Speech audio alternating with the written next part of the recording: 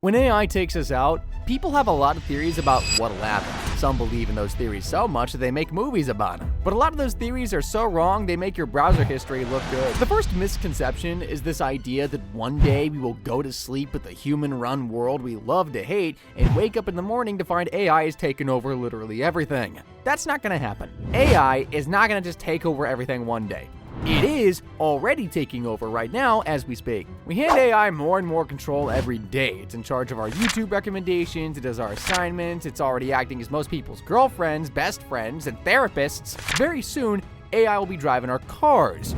AI doesn't need to take over because we're already giving it everything. Like, very happily, actually. So a day will come when AI just controls everything because we had voluntarily handed over all the power. AI will not need to fight us for control or hack anything. We're just surrendering more and more of that control willingly every single day. We probably won't even realize AI controls everything until 5 years after it officially happens. And that brings us to the second misconception. AI will take over after it becomes super intelligent.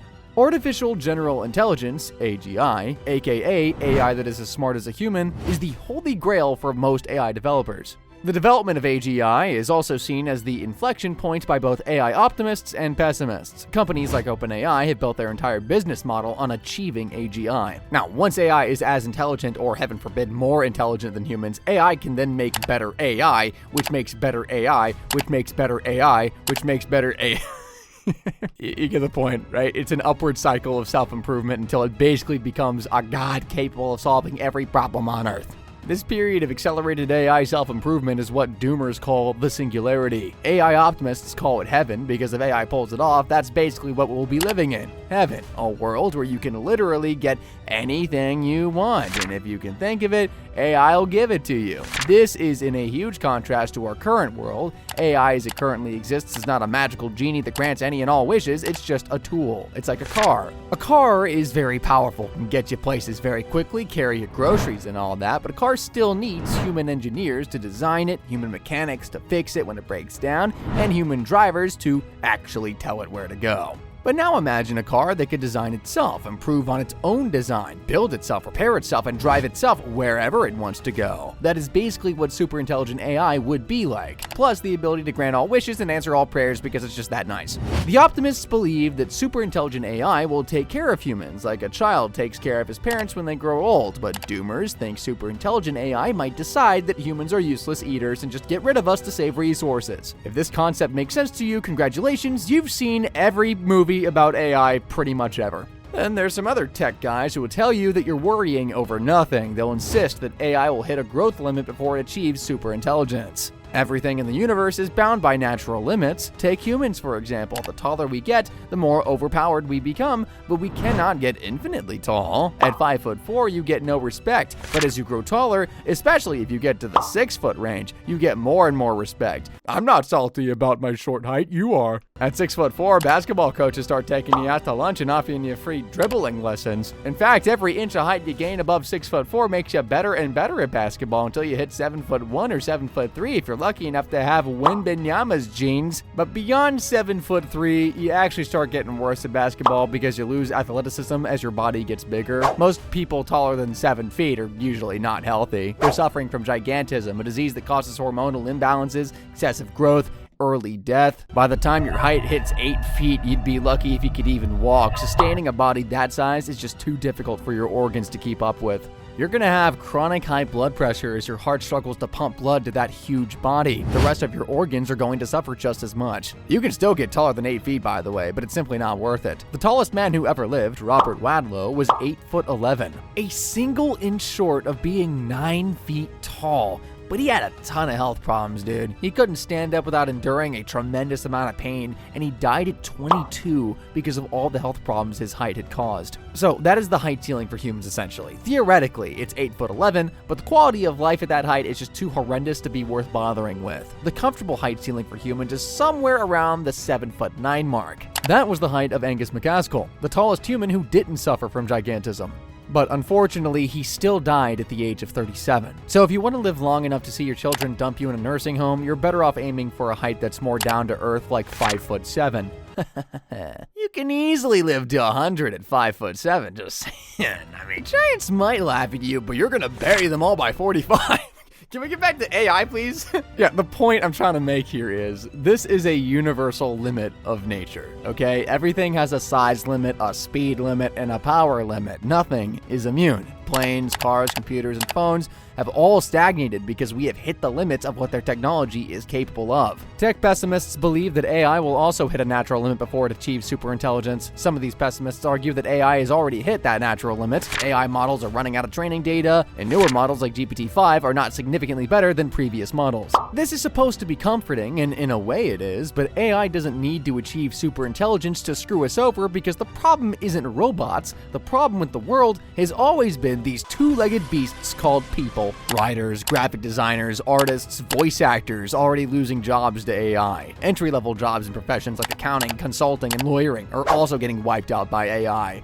Those professions in particular relied on fresh graduates working 18 hours a day researching, compiling, and analyzing data to create a report the senior partners could then take credit for. But you don't need 5 fresh law school graduates slaving away for a week in the library to dig precedents for your big case when ChatGPT can do it in 5 seconds. It hallucinates some stuff, but if the judge is also using AI to summarize your 200-page brief into 3 bullet points, who's gonna know? High schools and colleges are already running into this problem. Teachers use AI to generate assignments, students use AI to do the assignments, and then teachers use AI to mark the assignments. Congratulations, everyone gets an A, everyone gets paid, but nobody gets any smarter. It makes you wonder though, how long can this go on before we cut out the middleman and give ChatGPT the teacher's job? I mean, realistically guys, this is kind of the world we're heading into. We don't need super intelligent AI, we just need AI that can do your job sort of well, and your boss might replace you with it. Many are doing it already. If this trend continues, the result will be a tremendous amount of joblessness. But we won't even know it until it's too late because the government's numbers have been manipulated to hell and back. Trump fired the commissioner of the BLS for putting out bad job numbers back in August. He claimed that she had rigged the job numbers to make him look bad.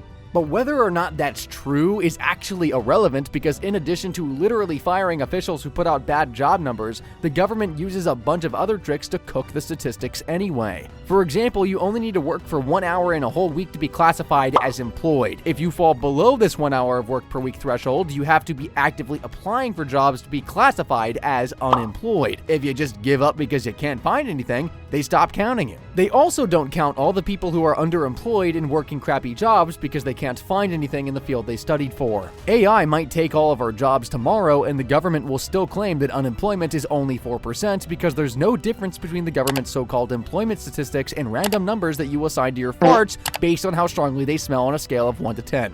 This, ladies and gents, is the actual AI apocalypse. Instead of robots burning down your house, it'll be jobless lawyers and consultants crashing out after DoorDash and Uber finally replace them with self-driving cars.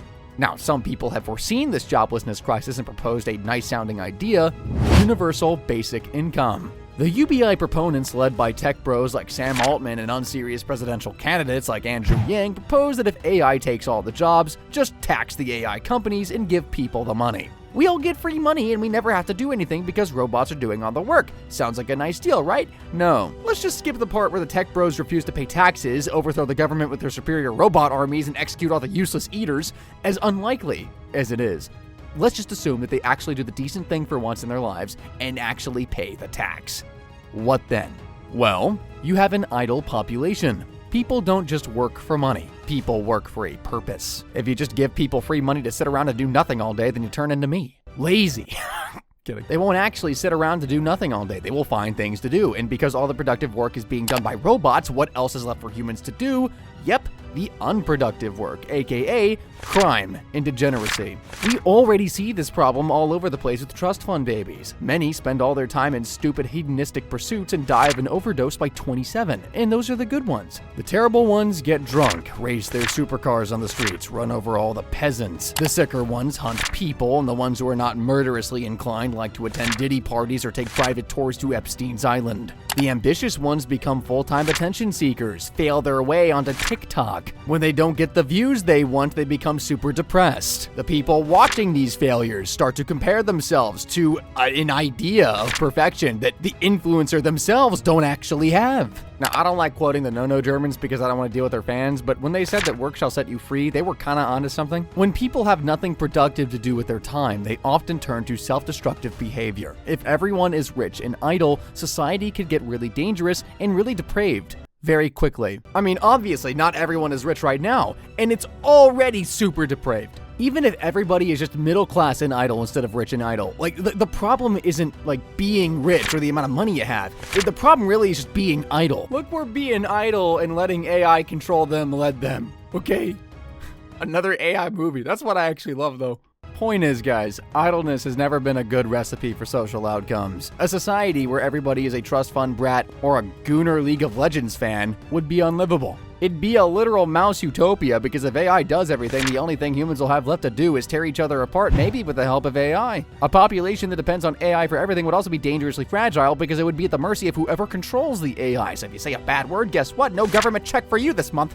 Cancel culture in such a world would actually be deadly, because no one would have the skills to navigate the world without AI. This danger of idleness and dependency is the other element of an AI apocalypse that most people overlook, because that's assuming a good AI that serves us. But what if we have a hostile one? Most people assume that the solution is simple, just turn it off. But is it? If AI goes rogue, we can't just turn it off, because it doesn't reside in a single computer. We already have distributed systems today. That is what the cloud is. It's millions of servers spread across the entire world. This video, for example, was uploaded from my computer to a YouTube server. YouTube then copied this video to all of its servers across the world, because the video plays faster if it's being streamed from a server near you. And for every person that watches it, this video downloads itself into the short-term memory of your phone, laptop, or smart TV. You could also download it into your permanent memory, so even if YouTube deletes it, you'll still have a copy of the video.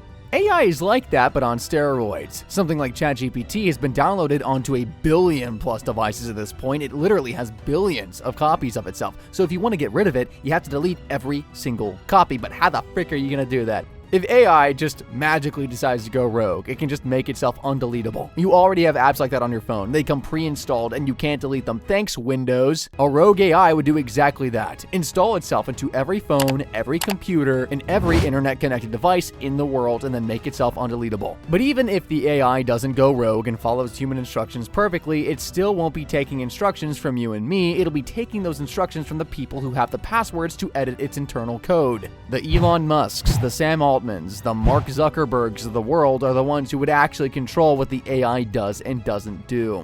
So riddle me this. Do these guys make their AI do what is good for humanity, or do they make them do what is good for them personally? You don't actually have to think about it too much, because when Joe Biden's Super Bowl tweet got more likes than Elon's, Elon changed Twitter's algorithm to boost the impressions of his post by 1,000 times. According to The Guardian, so take that how you will, but like, it explained why you couldn't scroll Twitter for 2 minutes without seeing a post from Elon. This is the toughest AI problem. If AI becomes smarter than us, we literally can't control it because it's smarter than us. But if it doesn't get smarter than us, then we still can't control it, because people like Elon have all the passwords and they're not sharing them. So either AI serves itself or it serves its masters. It's never going to serve you and me unless we build our own or pay through the nose for the privilege. The only way out of an AI apocalypse is to hope that the pessimists are right in their claims that AI has already peaked and it's not going to get much better. And you know what? At the end of the day, I'm just some stupid fricker YouTuber, okay? I don't know. Clearly you can tell by the tone of my voice in this entire video that I'm kind of butthurt over everything. That's not going to change anything. So like, these AI frickers know better than me, okay? I only know what I've seen. But what I've seen ain't good. But at the end of the day, if the pessimists are right, we can sit back and laugh at all the tech pros losing their minds over the $1.5 trillion that they've sunk into the whole thing so far with zero return. Or we could go Amish. AI can't take our jobs if we just ban all the technology like the Amish did, or can it? We explore that in this video if you're interested, check it out. As always, guys, thank you for watching.